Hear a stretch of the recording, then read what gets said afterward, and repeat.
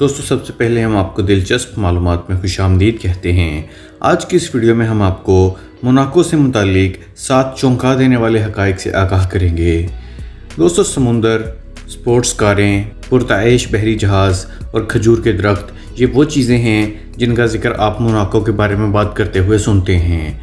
Monaco کو آپ امیر ترین اور مشہور شخصیات کی جنت کہہ سکتے ہیں۔ موناکو ایک چھوٹا لیکن بہت ہی خوشحال ملک ہے، لیکن اس ملک سے کچھ دلچسپ اور چونکا دینے والے حقائق بھی جڑے ہوئے ہیں اور اس ویڈیو میں ہم آپ کو انہی حقائق کے بارے میں بتائیں گے۔ دوستو ویڈیو شروع کرنے سے پہلے اگر ابھی تک آپ لوگوں نے ہمارے چینل کو سبسکرائب نہیں کیا ہے تو سبسکرائب ضرور کر لیجئے اور گھنٹی کے بٹن کو بھی ضرور دبائیے۔ تو آئیے بڑھتے ہیں ویڈیو کی جانب۔ دوستو موناکو فرانسیسی رویرا پر واقع ایک خود مختار ریاست اور مائکرو اسٹیٹ ہے جو اٹلی کے علاقے لیگوریا کے قریب ہے۔ موناکو ان چند ممالک میں سے ایک ہے جن کے ساتھ صرف ایک ملک کی سرحد لگتی ہے اور موناکو کے ساتھ فرانس کی سرحد ہے۔ ان دونوں کے شہریوں کو ایک دوسرے کے ہاں آنے جانے کے لیے ویزے کی ضرورت نہیں ہوتی۔ موناکو رقبے کے لحاظ سے دنیا کا دوسرا سب سے چھوٹا ملک ہے جبکہ پہلا ویٹیکن سٹی ہے۔ موناکو صرف 0.81 اسکوائر میل کے رقبے پر پھیلا ہوا ہے، یعنی آپ چاہیں تو پیدل بھی پورا ملک گھوم سکتے ہیں، لیکن ساتھ ہی موناکو دنیا کی سب سے زیادہ گنجان آباد خود مختار ریاست بھی ہے۔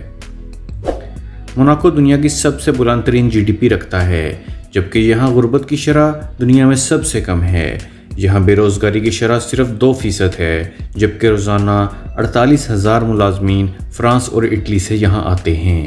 اس کے علاوہ دنیا کے سب سے زیادہ کروڑ پتی اور ارب پتی افراد یہیں پائے جاتے ہیں۔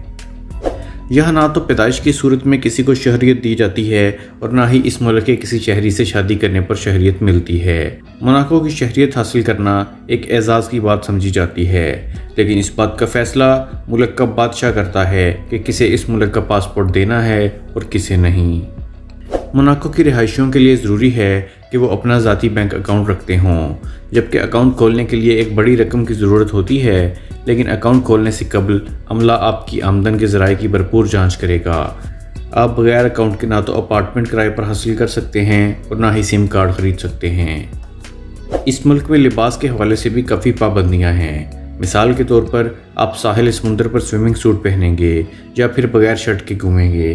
اس کے علاوہ آپ کو ساحل پر جوتے پہن کر چلنے کی اجازت بھی نہیں ہوتی ورنہ جرمانہ عائد ہو سکتا ہے۔ اس کے علاوہ آپ شارٹس پہن کے عوامی مقامات پر بھی نہیں جا سکتے۔ موناکو کے بچے جب 18 سال کے ہو جاتے ہیں تو وہ اپنی ذاتی رہائش گاہ کے حقدار پاتے ہیں، لیکن یہ گھر لینے کے لیے انہیں حکومت سے درخواست کرنی پڑتی ہے جس پر عمل درآمد کے لیے انہیں کئی سال انتظار بھی کرنا ہوتا ہے۔ دوستو امید کرتا ہوں کہ آپ کو ہماری یہ انفارمیٹیو ویڈیو پسند آئی ہوگی۔